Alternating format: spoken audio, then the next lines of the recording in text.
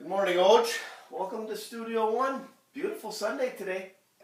Yeah, it's not bad. I guess if you like 42 and windy, it's a little brisk out there, but can't beat the sunshine. Things are melting, and we have earned it. We sure have. We need this stuff gone here shortly.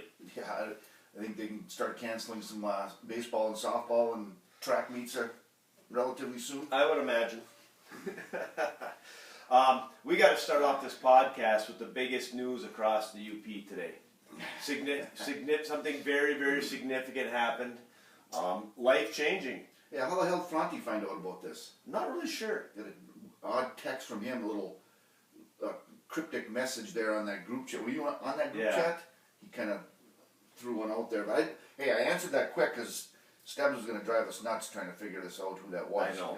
So I fired the quick answer. Then I got Fronte yapping right behind me about my new purchase. Well, it was on the Twitter page. Oh, it was? Yeah, we did put it on there. Didn't you like and repost? I did not. But for those of you who might have been hiding under a rock, Oj got a new cell phone.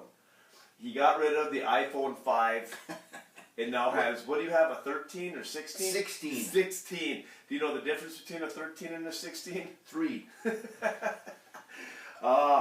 Boy, and we kind of recapped this the other night, but man, the history of Oj's experience with cell phones has been, they really should make a movie about this. Well, the poor kid at AT&T did not know what he was getting into when I walked in there that day.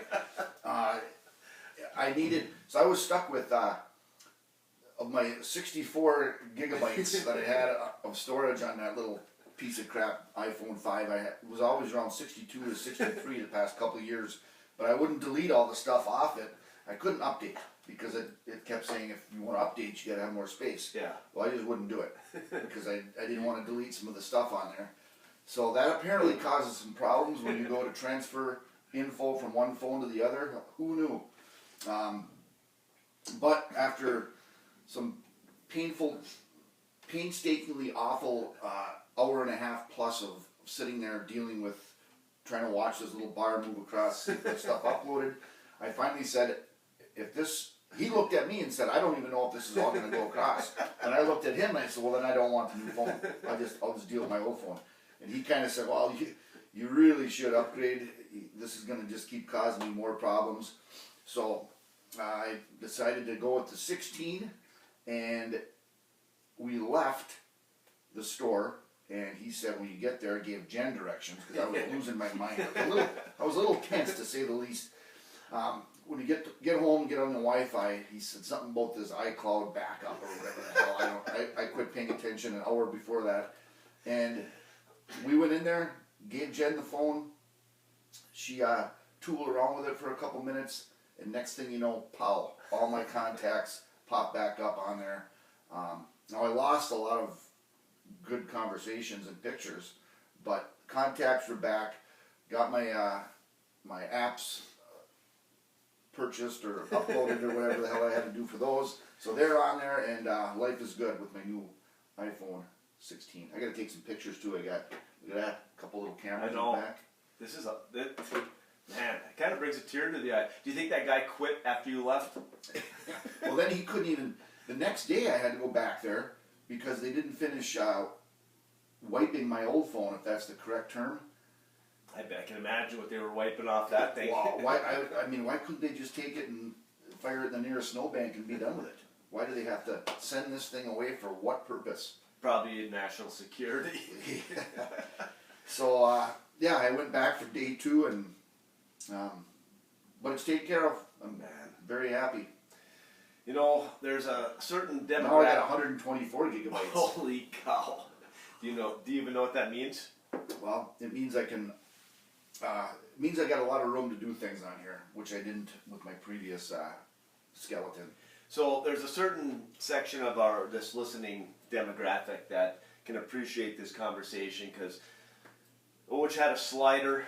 If anyone remembers the slider story, and how he was like, I'm not doing texting, I'm not doing that, I don't need to do that. And he had the little slider. And then we upgraded him to the old Razor, whatever that Beth gave you, and you were styling. That slider was red. It was red, yes. You still have it? I think it's in the drawer somewhere. I could That was a little dinky phone. Yeah.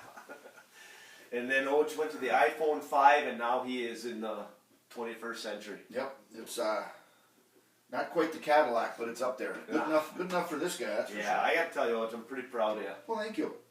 How about, sad note, how about the passing of Lou Holtz? Are you a Lou Holtz fan? Not really. I think he. Did you dislike him? Or did you just... Well, it kind of goes back to the Notre Dame thing, you know. I just wasn't a big Notre Dame guy at all, and Yeah. he was the face of that football program for a good chunk of years. Won a national title there. Is at Minnesota before that. Good. I did hear that he was one hell of a motivational speaker. Like to go to some of his clinics and stuff. Pretty impressive, but definitely a legend when it comes to college football. Did a lot on the broadcasting in his later years too. Threw a couple jabs at Ryan Day, which I appreciated. Remember when Ryan Day wanted to fight him? Yeah. Good job, Ryan. Let's go beat up the 90-year-old guy. Yeah. He was in hospice for a while. Yeah, he was not doing well for a while. But he started at William and Mary, NC State. Remember he went to the Jets, and I think he got fired before the season ended. I did not remember that. I obviously see it on the lesson plan here, but what year? When was that? That was, I don't remember the year. It had to be 70s. That early? Well, because he ended up he went to Arkansas after that, and then he had a run at Minnesota. He was actually, I want to say he was at Minnesota for a number of years, and then to Notre Dame. So, based on my math skills, if he was at Arkansas and Minnesota, and then they won the title in, what was it, 88, 89? Sounds about right. So, it probably had to be late 70s.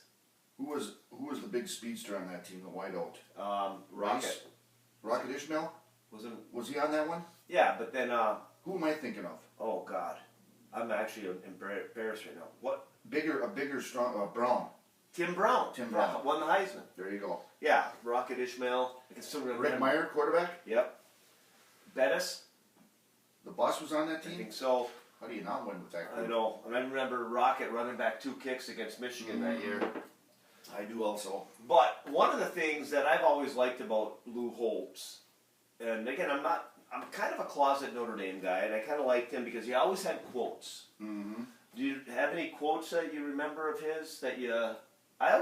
He's the one that said that your wife is not your best friend, your dog is. Yes. And he said because if you lock them both in a trunk for an hour, one comes out happy to see you, and the other one not so much, right? Yeah. But I can remember, and this is kind of off the beaten path here, but it would have been when I was in high school. We had a team that was talented, maybe not overachieving at the time, and Coach Warner used to put a quote on the board in the locker room every day, and you had to know it. Okay. And at some point during practice, you were going to stop practice, and he was going to call on somebody, and if you didn't know it, the team ran. So I always knew the quotes, and a lot of them were Lou Holtz ones, which kind of go hand in hand with Coach Warner, right? So I always liked a couple of them. And again, I'm a big quote guy, but how about quitting as a permanent solution to a temporary problem? Pretty good. That was a good one. Mm-hmm. It's not the load that breaks you down, it's the way you carry it. And then again, he had a whole bunch of them, but my favorite quote from Lou Holtz of all time is, "Don't tell me how rocky the sea is, just bring the darn ship in." Yeah, good stuff. He was he 90? He's right around 90, I believe. So, but What else we got? let's get into the high school scene. There's a lot going on. Lots going on. This time of year for sure. Where do you want to start? Boys basketball, girls basketball, or should we start with hockey? Well, we might as well start with the state title. Yeah. That just happened yesterday. The Gremlins get their second, I believe, state championship. First one since '82. First one since '82. So They've it's been been there. a while. They've Yeah. been knocking on the door a little bit. Coach Markham had some good teams that got down, but weren't able to bring home the title. And yesterday they got it done. Beat Orchard Lake St. Mary in the finals. They had a couple relatively easy victories getting down there over Marquette. I think they shut Marquette out, and then Traverse City St. Francis in the semifinals. So Do you know anything about St. Francis hockey team? I don't. 8 schools. Really? They're called the Bay City Reps. 8 schools. And you add all those enrollments up, and they're still in Division 3. Wow. Yeah, I watched that game. As a matter of fact, as my 6th grade class was diligently studying something that might have been on the board in my classroom, and I really feel confident saying all 4 of our local teams would have beat that Traverse City team, but shut them out. Big win yesterday. They were the better team. Again, based on all the knowledge I have of hockey, they were the better team there yesterday. And do you know what's great about Orchard Lake St. Mary's? Nothing? Not one thing. They can go piss off. Okay. Oof. That's not even Mendon. No, I like Mendon. It's Marion. Marion, But yeah, the private school. So very happy for Houghton. Very happy for Coach Stippich, Coach Markham. You know, I talked with both of them. Texted with both of them. It's a good day for them. I'm sure the DT and the B&B were hopping yesterday for a couple watch parties and whatever else, right? The B&B got a lot of airtime on Dave Ellis was doing the game. Oh, really? Yeah, so he was pumping Bill's B&B. Yeah, and then the basketball scene, we got boys, they're a week ahead, right? Yep, they're in the quarterfinal stage right now. Big win for our local Dollar Bay Bays, Jesse Kentel's crew. Really have not had to battle, in the last few possessions of any of these games. They had comfortable wins leading all the way up to this quarterfinal game, including their regional championship over North Dickinson. So congrats to Coach Kentel and that crew. Who do they play next? Well, they're playing Pickford, which we know nothing about other than they're high rated. But North Dickinson had knocked off Crystal Falls, who was the number 1 team. I actually watched a little bit of that, believe it or not. Mm-hmm. Coach Madsen down in North Dick does a good job. Got a good crew of seniors down there, and thought they might put up a little bit of a fight with Dollar Bay, but Dollar Bay jumped out on them, and they're going to play Tuesday against Pickford. I think they're playing in Gladstone for a chance to head to the Breslin. Another chance to get down there. That's awesome. And I think Menominee is the only other UP team. Yeah, Marquette, the pretty good Marquette team this year, they bowed out to Rockford, I believe. Yeah. A good Rockford team. Yeah. But they scrapped and clawed a little bit in that game. I think ended up being, they were down double digits, I think, most of the way, but, cut it to relatively respectable there at the end, so. And I think I told you this, one of the assistant coaches for Marquette. Oh, yeah. Yeah, I coached against them. Ryan Artley. Ryan Artley, there you go. Yeah, so, obviously, hopefully Menominee and Dollar Bay get her done. Get a trip to the Breslin. Girls just finished the regionals, I believe, or districts. Districts. There was a hell of a game the other night. The Lawrence-Berga game? Double overtime. That you knew that game was going to be right down to the wire, but that was 2 good teams. They've battled, obviously twice during the regular season. Rival schools. Lawrence-Berga games, when one of the teams isn't very good, are intense, right? Yeah. But just so happens this year that both those girls' teams are outstanding, and Lawrence Purple Hornets came away with the W in that one. Double OT.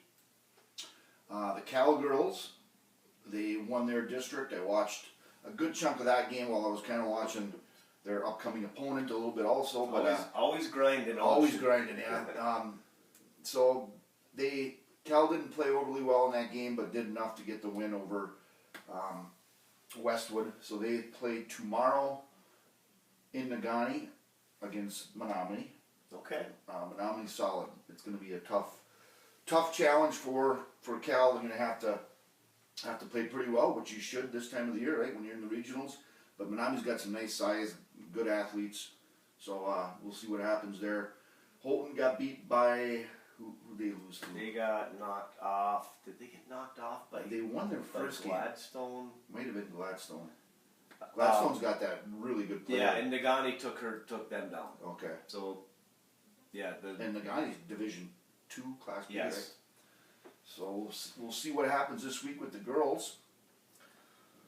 I got a little story for you. I know you do. I can't wait to hear it. Yeah, this we'll get a little more into some of the cool things that happen sports wise in Cal Elementary, the CLK Elementary School. But last weekend they hosted, Coliseum hosted the 10 under state championships.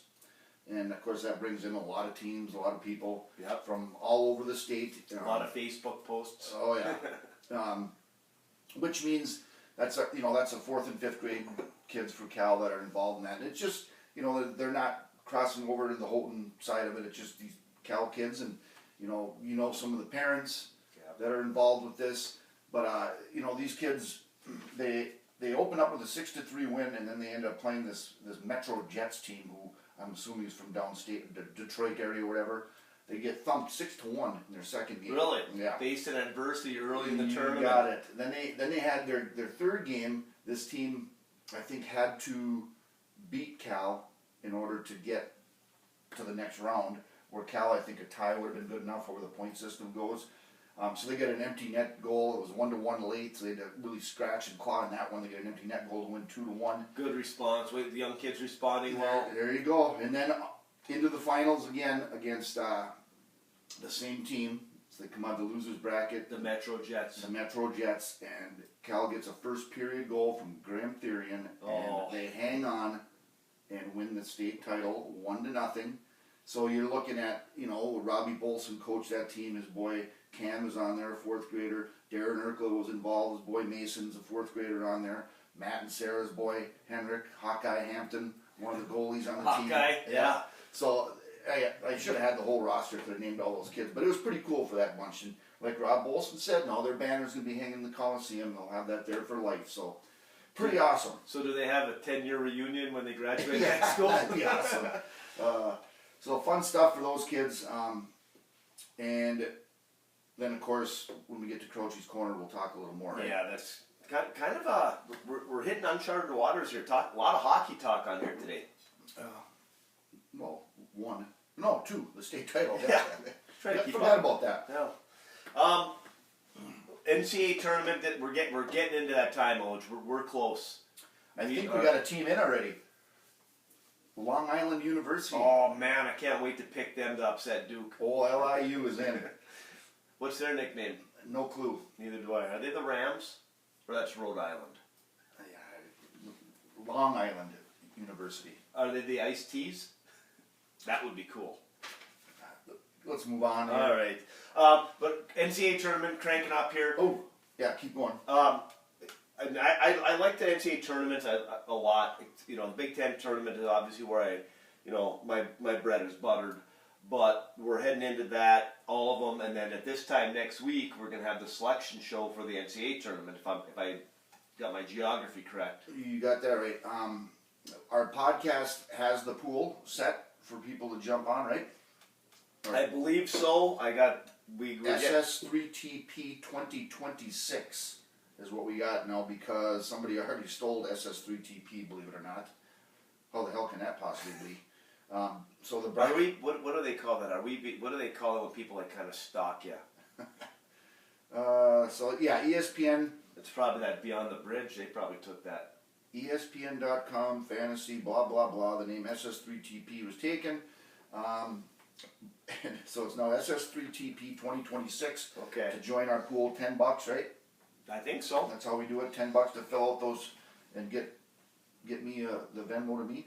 Yes, we will. And as we get closer, what we'll do is we'll put the link right on the Twitter page, so you can just click on the link and join that, and we'll figure out your Venmo thing, and they can send money to you, and we'll have a good old time with that stuff. Yeah, that's conference tourney week all week, right? Yeah. And Big Ten will start midweek and wrap it up on Sunday when they do the selection show. There's some good ball games today. Well, 5:30 for one. It's not a tournament game, but so here's the thing, and this has all died down. We talked about this, but the Jeremy Fears thing has kind of died down, I believe. But Michigan State's going to Ann Arbor. Tell me, if you were a student at Michigan in that student section, you wouldn't have a jock strap with a nut cup. Oh, I mean, you got to do something like that, don't you? There has to be something going on today. It's going to be something.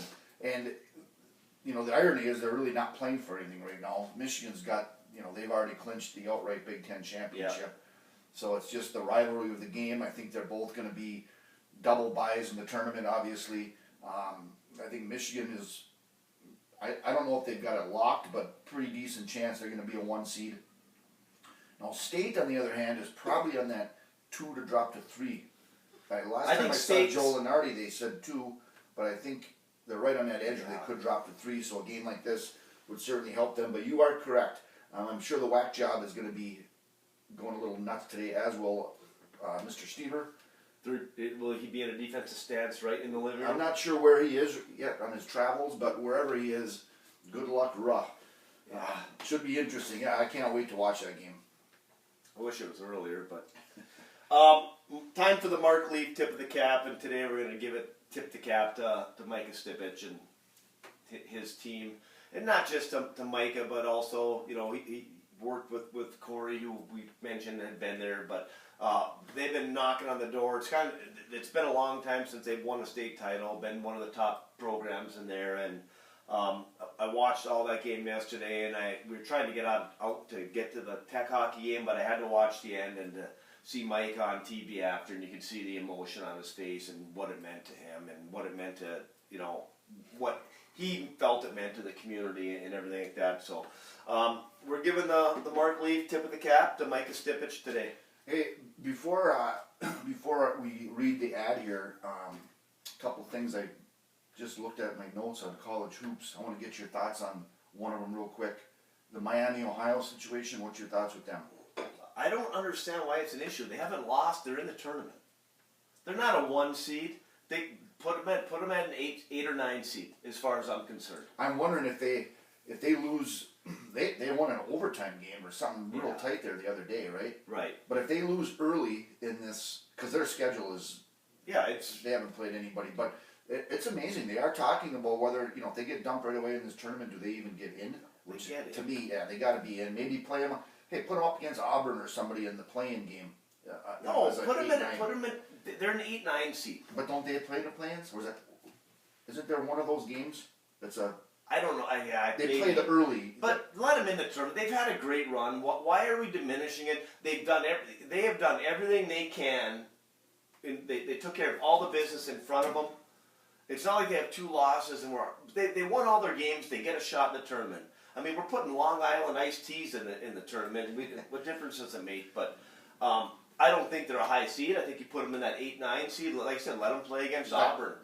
Tuesday game or something. Yeah, it's that'll be interesting. But the other thing I thought was cool. Speaking of Michigan State, did you see senior night? It's obviously a big time emotional night for those kids, and they do they kiss the center of the floor at the Breslin. So Jackson Kohler, the center for State, his great grandpa was out on that court. I saw that.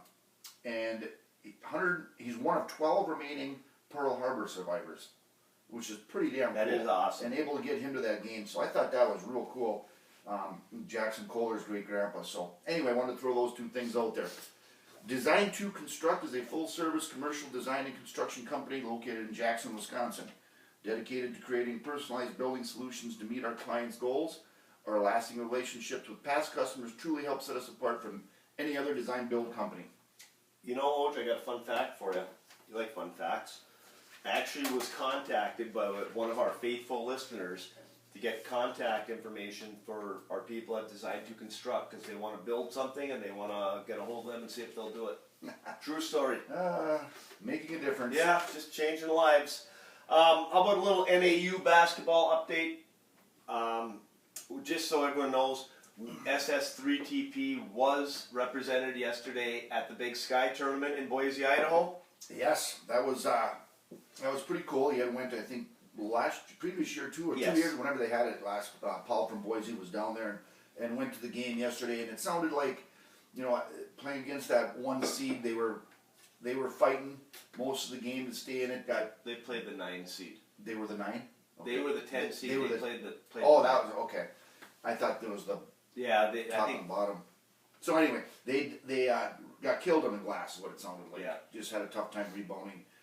Ended up bowing out by 8 points, 73-65 to Idaho State. So season comes to an end. Obviously, frustrating season for coach. It wasn't what they wanted goal wise when they started, but you know they certainly battled and fought and had chances to win some more of those games, and we'll just see what happens moving forward with the transfer portal and everything else that goes on in college hoops these days.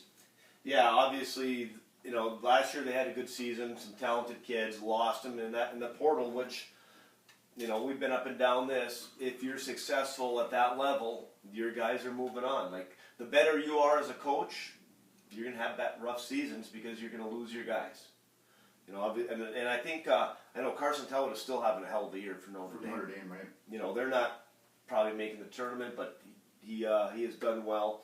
We'll at some point have to touch base with Coach Burkhardt, get his thoughts on it, see, you know, what they do, what's going forward. But and then final the swan song for our man Mitch. Yeah, no doubt. Paul did say they honored him at halftime, I Yep. think, or before the game. Yep. So, let's head to Crouchy's Corner. And I don't know if we can really call it Crouchy's Corner because this is Oge's Corner today. You did an interview were you all by yourself? Or did you just have some of our people helping? No, well, I could have used my new phone. I didn't even think of that, but I had Tristan help me out use her phone and set me up with that recorder as you asked. Yep. And was able to drag one of our fifth grade, hoop shoot champions into a little section off the side there on Friday, and we got an interview with Ben. I mentioned that the 10U kids, you know, they had their state title that week. Well, Ben Bonacorsi, fifth grader who obviously we know, and he knows the show pretty well. We know the parents and grandparents and whatnot. He who all gave us permission to do this, by the way. we did check ahead because he will be our youngest member on this podcast. Fairly certain, yeah. He's been involved the last few years in the Elks Hoop Shoot contest, which most of our listeners I'm sure have heard of. It's been around forever, at least since 19. Well, we'll get to that after the interview, but anyway, he did something pretty special in the state championship down at Ferris in Big Rapids the other weekend. He went down there and knocked down 25 in a row to win the thing, which is pretty damn impressive. That's awesome. So let's hear what fifth grader Ben Bonacorsi has to say. All right, we are here with a special guest, Ben Bonacorsi, and we got to ask you, Ben, what we ask all of our listeners on these interviews. Have you ever actually listened to our podcast? Yeah, I've listened a couple times. Just one time when we were actually heading down to the hoop shoot for my free throw contest. Well, so we might have brought you some good luck. Yeah. Some good vibes. All right. So that's the reason we have you on. For those of you that don't know, Ben just competed in the Elks National Hoop Shoot competition. It takes place every year, and over the last month it started out with the local competition here in Calumet, and then it went on to the UP competition and then the states. So you've been involved with this now for a couple of years. Last year you had some success. You won locally, won the UPs, correct? Yep. And you went down to Big Rapids, Ferris State University, and you competed last year in the state. How'd that go for you? I only made 15 out of 25 last year, but I didn't get to shoot much or practice for 2 weeks because I was real sick before it. It's hard to make it, but you you had that experience, right? yeah. So this year, Ben gets the job done again locally, and then you did the UP competition. How many did you make there? 19, I think. 19 out of 25, pretty solid. So that gets you out of the UP and back down to Big Rapids again for the state hoop shoot competition. And not only did Ben win it, he did something pretty darn impressive. Ben knocked down 25 out of 25. And good thing you did too, because the competition was pretty tight. So just talk about your nerves a little bit. I know your mom and dad were probably pretty nervous watching you, but that's a heck of a feat there, 25 in a row. So talk about that a little bit. Well, I wasn't doing very good in the practice shots. I only made 1 out of 5 in the practice shots before it. And then I guess I just focused on my shots and not worrying about anybody else. Just focus on one spot of the rim and shoot it. So did you, like when you go into these competitions, you have a set goal for yourself going in? Like, do you want to try to get to that 20 out of 25 mark? Is that pretty much your? I usually on these competitions I want to at least get over 20, but for this competition especially, I was like, I need to get 22 or over. Okay, and like you said, lucky you did because second place was 24. Now the odd thing with this, so you, for those that don't know, the Elks Hoop Shoot, you start off with 10 shots, correct? And then your second round, after sitting for a little bit, you come back and shoot 15 more. So you were kind of in a unique spot because you knew one of the kids coming after you had already missed one out of his first 10, correct? Yeah. And then, so you go through. At what point did you start thinking, all right, I might have a shot here at drilling all 25 of these? I mean, you probably get, you're 20 for 20. Were you tightening up at that point? Yeah, probably around 19 or 20. Yeah, I would say I was getting like, oh, maybe I can get this. And I was like, yes. Yeah, well, that's pretty impressive. So this takes you to where now? What's the next step? Next step is regionals, going down to South Bend, Indiana, and Niles High School in this upcoming weekend. Coming up? Yeah, not this one. Next weekend. So off to South Bend, Indiana, and it's kind of the Midwest regional type deal, right? So you set the bar pretty high for yourself, obviously hitting 25 in a row. But, not only was that 25 good enough to win your age group of 10 and 11-year-old boys, but you were the top shooter in the entire competition that day, correct? Yep. Which is pretty awesome. So, they have an 8 and 9-year-old division, which they shoot 3 feet closer than the free throw line. And then it's 10 and 11-year-old and 12 and 13-year-old. So I guess before we're done here, you got some time to practice, and get set. I don't think the nerves will be maybe for you, they won't be like what they were for some of the other kids, because you've mastered that the state competition, knocking down those 25. So are you going to be nervous? What's your thoughts going into this next round that you've never been to yet? I'm thinking just don't be nervous. Just focus on what you did last time and figure out what you're going to do and make 25 again. Get a little rhythm going. If you miss a shot, do you step off the free throw line and take a deep breath, or do you just stay right there and keep going? I stepped off it once, but I think I can just take a deep breath and then line up again and take my next shot. Okay, well, the next thing then I got to know is, I was thinking about this. I know your family pretty well. Where do you think you come up with this nice soft touch from the free throw line? Because for starters, I know it's not Grandpa George. Yeah. I've seen plenty of those free throws before, and that isn't pretty. Your dad, heck, he didn't even make my high school basketball team when I was coaching. And your mom, she was pretty darn good around the basket, but I'm not sure where she was from. So where are you getting this from? Maybe my cousin Ellen. Okay, let's go with that. Well, we're going to look forward to it. You got a couple weeks here to practice, or a little over a week to practice and get ready for the next competition. Congratulations, and everybody from our, the SS3TP crew and all of our listeners wish you good luck, and we'll be keeping an eye on you. Thanks for the interview, Ben. See ya. See ya. I tell you, I always get leery when you got to do interviews by yourself, but you did one hell of a job. I took great responsibility in that. I didn't want to let you down because you usually handle these things. Well, I like how you asked the 5th grade kid if he's ever listened to our podcast before.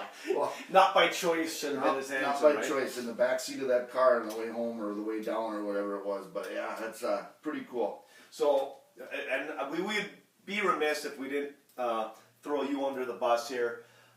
When we were talking with Ben's dad, Frank, and I was going back and forth with him about, how awesome this was and stuff. I said, I'm glad he wasn't crying behind an ice machine. And Frank had never heard this story. So I think we got to revisit. I know we've talked about this before, but we're going back, is it 1982? Yeah, it was Pontiac Silverdome? Pontiac Silverdome. The catch? The day of the catch. So it would have been, maybe that was 81, 82. I don't remember where it was on January, but it doesn't matter. Yeah, it was a rough day for me. Missed the final 2 shots that I needed to make out of my 15. So you were in the same competition, essentially, that Ben just won? Yep, it was at this point it was the 8 and 9. I was shooting 8 and 9. So I was 9 years old shooting from the, 3 feet closer. Oh, okay. That was the one that I lost, and clanked my last 2 shots to blow it.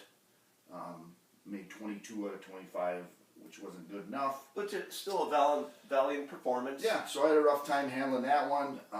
But things turned around quickly when I heard that the Mackinac Bridge was closing, because now we're going to slide into Gaylord, and I'll get to watch my beloved Dallas Cowboys in the NFC Championship game against the 49ers. And that was the catch. And let's not discount you get to stay in a hotel. Got to stay in the hotel, had a pool, and I got so nervous at the end of that game, I walked into the hallway, and there was a group of guys partying in another room, and they had the door open, so I had an angle at their TV, and that's where I watched Montana double pump. Tutel Jones jumps up in the air, ball goes over the top, Everson Walls can't get it, and Dwight Clark makes the catch in the corner of the end zone and crushes me for a second time that day. And that's when I went and cried between the pop and ice machine. Which is a normal response, but I think your mother's response is pretty much kind of set the tone for you for the rest of your life. Yeah, she look at him out there, he's crying again. I think there's something wrong with him. Something like that. And we could really go on and say that has never changed. She was never more accurate in a quote in her life. Well, congratulations, Ben. That's awesome. And the SS3TP world is pulling for you. Where do they go? South Bend, I believe. South Bend coming up here. It's not long. I think it's not this weekend, but the next. So he's got some shooting to do to stay sharp. So we'll see what happens for him. All right, let's hit the mailbag, Oj. We got a long-time listener, first-time caller. What are the characteristics you see in UP football programs that keep those programs winning year after year? DMAC from the Dairyland. Anytime you get small communities that have traditions, whether it's football, hockey, basketball, whatever the sports are, it's the parents of the players, the grandparents of the players. It's the same names that keep circulating through. They watch their dads and their uncles and their moms and their aunts, and that's how traditions, stay. That's how teams stay successful with that tradition in sports. So I think that's a big part of it. Stability in the coaching staff, where these kids know who's going to coach them throughout these different levels, and I think that plays a huge part in it. And they've seen their uncles and their brothers win, and they want to do it also. And there's nothing better than when your dad's coach gets mad at you and he starts yelling at you and calls you your dad's name. Hey, did you hear that phone ting? Oh God, yeah. I'm with you, Oj. Obviously, I think culture is a big part of it. You got to have the right mix of kids that believe in what you're doing. And to quote one of our good friends, you ain't winning with just milk drinkers. You know what I mean? Oh, I know what you mean. You gotta have the right type of kids that buy into it. Obviously, when you look at the UP and success in sports, the word blue collar comes to mind. But the culture of it and the want to do it. You talk a lot about like these kids that we're talking about with this 10U hockey and the free throw thing. Those kids are just chomping at the bit to get to the high school level because they've been around their dads, their uncles, their families, and I think that's probably pretty standard through most communities. For sure. Okay. Number 2, after listening to the Mark Gillis interview, and he talked about the playoff game in the blizzard, it got me wondering, what are some of the greatest snow games? So if you're talking about games we've been involved in, for me, coaching-wise, it goes back to one, and Rufy George will know. There's nothing worse than the blizzard in Ironwood way back when. I think Emmett was the quarterback as a junior that year. That was something else. I mean, there was probably 10 inches or more of standing. I don't even know how the hell we got down there and why they didn't cancel the game. There was other games locally that were canceled, but apparently we're still going all the way to Ironwood, which we did. And they had to come out. There was scooping and little snowballing on the sidelines. That was it, and it just kept coming down throughout the game. So there's been a lot of crazy ass weather games up here, but that was by far the worst that comes to mind right away. What about you? Well, and we talked about it when we had Mark on. So it was his senior year, my sophomore year. We played Glen Lake in the semifinals at Newberry, and it was a frozen field and the snowbanks for the sidelines. I mean, regular season games, it happens, but pre-dome, playing a game and the winners going to the state championship game. Thank God we had those turf shoes. Yeah, that's right. You know, and the other one that comes to mind with that obviously that's the biggest one that I've ever been a part of, right? I mean, get to play in a semifinal game in snowbanks, and apparently there were 7 charter buses that showed up with our fans too. But then the next year, or the year after you had graduated, we actually played in Ewan at the old cow pasture, and it was field was frozen, so we brought the turf shoes out again. And I mean, it was 10 degrees above zero maybe, and the field was complete ice. Yeah, there's. And I do remember, and I don't want to sound like a jerk, but I remember something was happening, punt return or something. We did our little fake handoff, and somebody was coming from Ewan, and I went to block him, and he actually got up in my arm, got up on my shoulder, and I dumped him into a mud puddle. There was no mud puddles on that field. Well, it broke through the ice. That's how hard we slammed them. Good stuff. You got the next one? Okay. Howdy, boys. Howdy, Paul. Howdy, Paul.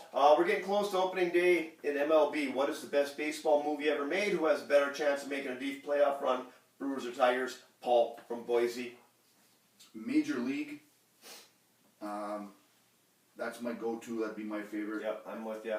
There's one that's probably not real high on a lot of people's lists when it comes to these sports type movies or baseball movies, but a really good one about the Chicago Black Sox. Shoeless Joe. Yeah. It's called 8 Men Out. I've never watched that. It was a really good movie. That probably in the early 90s, something like that.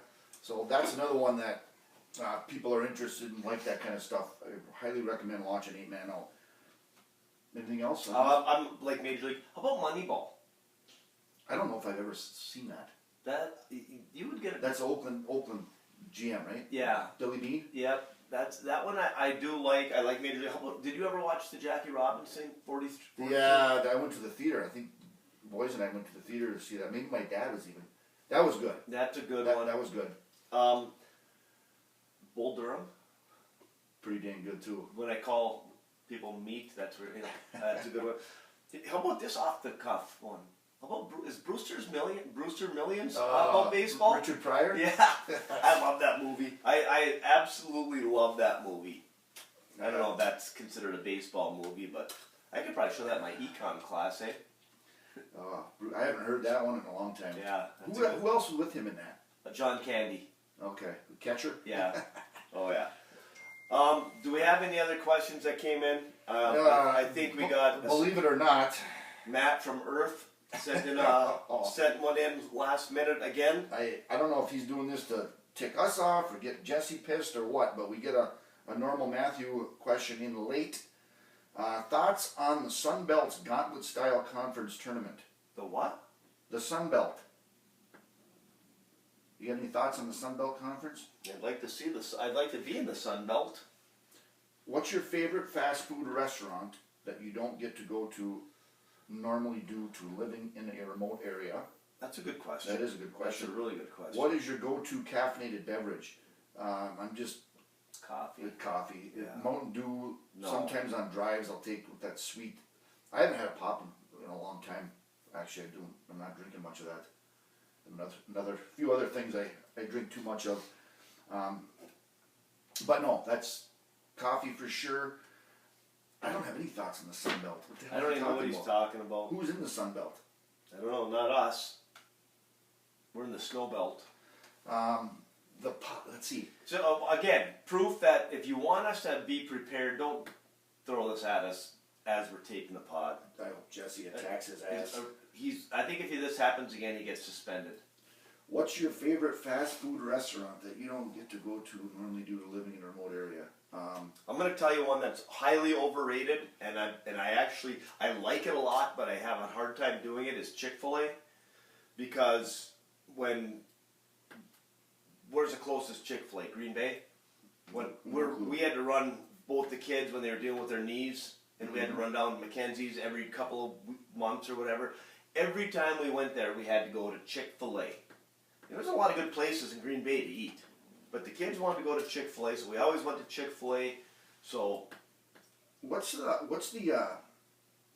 is it Two Brothers or what's that called? Five Guys? Five Guys. I've never been there. You freaking I got two brothers and you nailed it with Five Guys.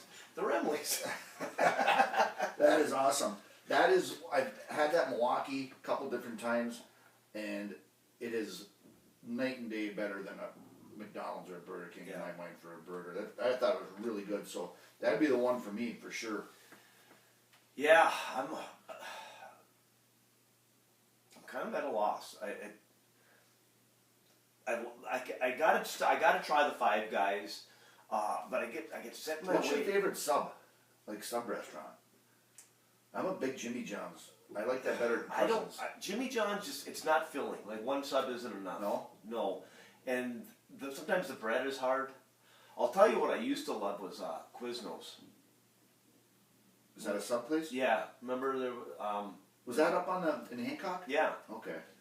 and then Derek. I think Derek was part of that. Oh. Freddie. I liked Quiznos. I like good sandwiches, but I guess I'm going to go with that. All right, sounds good. All right, that's last of our questions. Any other stragglers come flying in last minute? Not that I know of. Located 8 miles south of Lake Luna on the Bojack Road, the Dreamland Restaurant's your choice for great dining. Family owned and operated for over 100 years. Whether you're in the mood for Mexican Monday specials, burgers, pizza, or a Friday fish fry, Dreamland's your next stop. Ice golf was yesterday. The Dreamland Ice Golf. Oh, Great Bear Chase also in Cal for if you're into cross country skiing. But how'd the golf go? You know what? I haven't heard anything. Pretty crappy out yesterday though. It was. We got like 4 inches of snow. Yeah, It was we got a lot of sloppy. snow. I thought we were supposed to get rain, but yeah, they had the ice golf yesterday. All right. Is it LTL time? It is LTL. So, and just, I'm sure there's a lot of our listeners that have been very disappointed that you can only play like 30 seconds of these songs. Yeah. But it's what it is. It's, Crouchy, I think we finally made it as a pod and we're pissing people off. Yeah, they're keeping their eye on us. Yeah, this wasn't a big deal when we were just starting out, but with the success that we've had, now they're coming after us for copyright infringement, right? Which, to be honest with you, if our people would do their job, our legal team, these artists would probably be happy to let us play the whole song. I would say so. This week, it's been kind of force-fed on me for the past couple of years by Jesse from Appleton. How about Dirty Eddie? He's into it too, yeah. This is, this group, and in their defense, is damn good. But I haven't given them the time of day just because I should be spiteful, right? I love that, Oj. Yeah. You know I can be spiteful. Turnpike Troubadour time. These guys, I didn't realize how far back they go. They started out in like 2012 or somewhere around there. Then they broke up for a while. The lead singer had some issues and whatever it was. But they're back together, touring again, putting out albums. And they're really damn good. They remind me a little bit of Old Crow Medicine Show, that type, because they always have that ripping fiddle in there. But anyway, Jess, big fan, no doubt about it. Ed from Waukesha, who we don't even know if he exists anymore, he's a big fan. Probably quite a few others. But this one is a song that tells a story of a character that shows up in other songs later down the road. It was released in 2012. Story of a girl named Lori, and it's pretty much about a tumultuous relationship that has a lasting impact on a guy, and of course it ends sadly, and like they all do, right? Yeah. But it's one of my favorite Turnpike songs, so enjoy Good Lord Lordy. Lori lit a cigarette and smiled and waved. Fun fact about the Troubadours, Oj. Remember a while back, Eddie and Jesse ran into each other at a True Brewers concert. Oh yeah, and that's the flannels. They gotta Yeah, wear, they had matching flannels on. sick. That's what everybody does. I think when you go to these concerts, you gotta wear flannels. And drink Busch Light. And those two found each other. You put two whack jobs in a room with 10,000 people. The whack jobs will find each other every time. Life skills with Oj. That's going to bring this one to a close, Oj. Excited for the Michigan State game today. Tourney time rolling around. We got a lot of things coming down the pipe. Make sure you guys are liking our stuff on social media. Our team does a good job. Am I forgetting anything? I don't believe so. As we're talking, I'm getting people asking about the pod. Aunt Leah's driving back from Florida. They binge listened, got all the way to Illinois, and now they've run out of pods. So I'm glad this is coming up to help them finish their ride back into Scotty. We're kind of like unsung heroes. See you, Oj. See ya. See you, Oj. Talk to you later, Croce.